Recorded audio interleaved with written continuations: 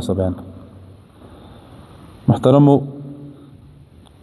د افغانستان اسلامي امارت لخوا نوي ټاکل شوي سزاګانې اصولنامه اول اصولنامه هغه څوک چې حیوانات او مرغان جنګوي 15 میاشتې زندان.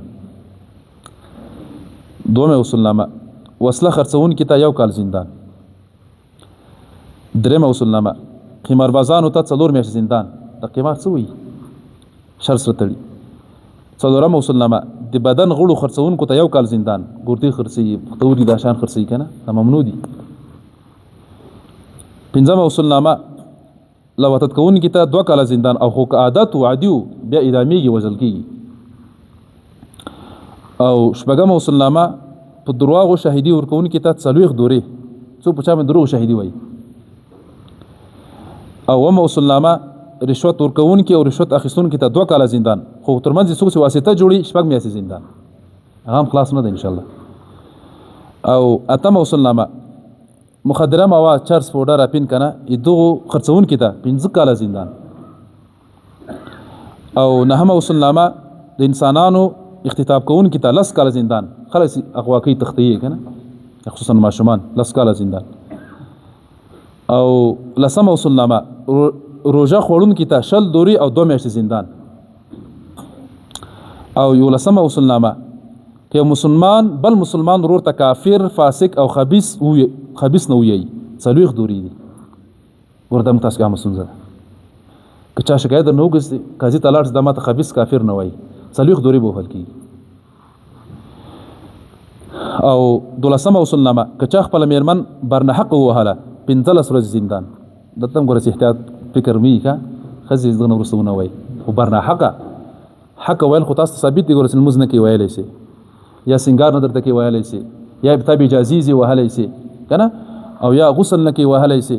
هغه خو ستا خو په ناحقه چټي ویټي که نه زړه دې ورته ډکې ویې. نو که زه شکایت یې وکړم معروف ته یا محکمې ته 15 ورځې ولا تېرې کړي. او بیا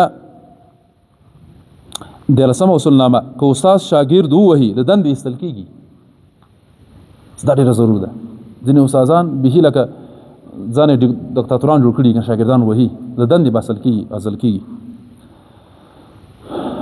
او ادب لپاره ځینې ویل ستا خو داسې نه سي دا خو به جوړ کړي اډوکي به ماتې که نه.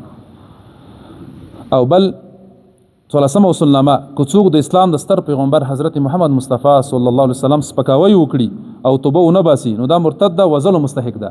خو که توبه وباسي بیا 6 کاله زندان ده. بیا هم 15مه اصولنامه جعلي لاسلیک کوونکی امضا کوونکی ته 3 کاله زندان، چې بل چا به امضا کوي که نه، دروغ امضاګانې کوي. او 14مه اصولنامه د نشي توکو قاچاقبر ته له 1 څخه 3 کالو پر زندان. څوک چرس مرس خرڅوي وړي که نه بل انتقالي یو نه نیول 3 کالو پورې، هغه به اجرونه ته کتل کېږي. لوی قاچاقبر د وړکایه باندې ده که نه.